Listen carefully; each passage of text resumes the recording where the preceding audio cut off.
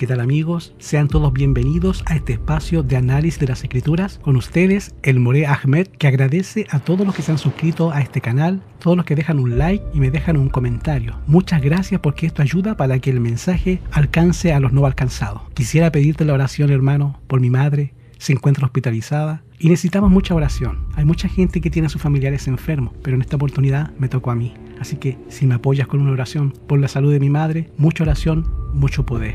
Me han hecho la siguiente pregunta respecto al libro de Bereshit de Génesis. Vamos a dar una respuesta con la ayuda del Eterno. ¿Qué base bíblica hay para saber el año en que ocurrió el diluvio universal? Vamos a abrir la Santa Torá de Yahweh y vamos a leer el capítulo 5 del libro de Bereshit de Génesis, y dice: Y vivió Adán 130 años, y engendró un hijo a su semejanza, conforme a su imagen, y llamó su nombre Set. Podemos apreciar que Adán, el primer humano, engendra un hijo, el tercer hijo, llamado Set, cuando él tenía 130 años. Era un joven. Adán vivió 130 años desde la creación del mundo, o sea, desde la creación del hombre hasta Set, 120 años. Ahora, veamos cuántos años vivió antes que tuviese un hijo, de acuerdo a esa genealogía que nos dice el versículo 6 de Génesis 5, y dice: Y vivió Set 105 años y engendró a Enoc. Si sumamos que desde Adán hasta Set transcurrieron 130 años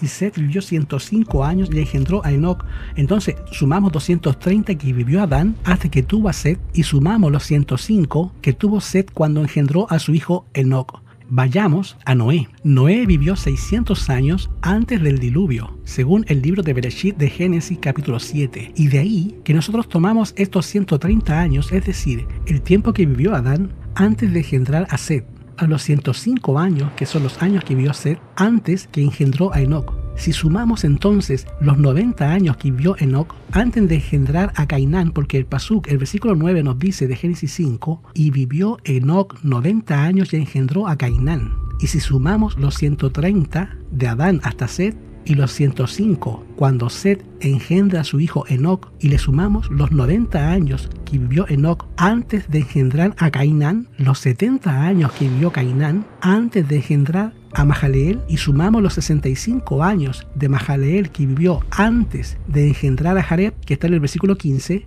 y sumamos 162 años que vivió Jared antes de engendrar a Enoc, según el pasuk, el versículo 18. Jared vivió 62 años y engendró a Enoc. Entonces sumamos esos 65 años que vivió Enoc antes de engendrar a Matusalén, esto está en el versículo 21, y a los 185 años que Matusalén vivió antes de engendrar a Lamec, según dice el versículo 25, y sumamos los 132 años que vivió Lamec antes de engendrar a Noé, según el pasuk, el versículo 28-29, y estos 600 años que vivió Noé antes del diluvio de Apocalipsis 7:11 nos da el total de 1656 años desde el tiempo que Adán fue creado hasta el tiempo en que vino el diluvio. Realice usted la suma. Sume 130 más 105, 105, versículo 9, los 90 de Cainán, más los 70 que vivió Cainán hasta Mahaleel, más los 65 años que Mahaleel vivió antes de engendrar a Jared, sumamos los 162 años que vivió Jared para engendrar a Enoc,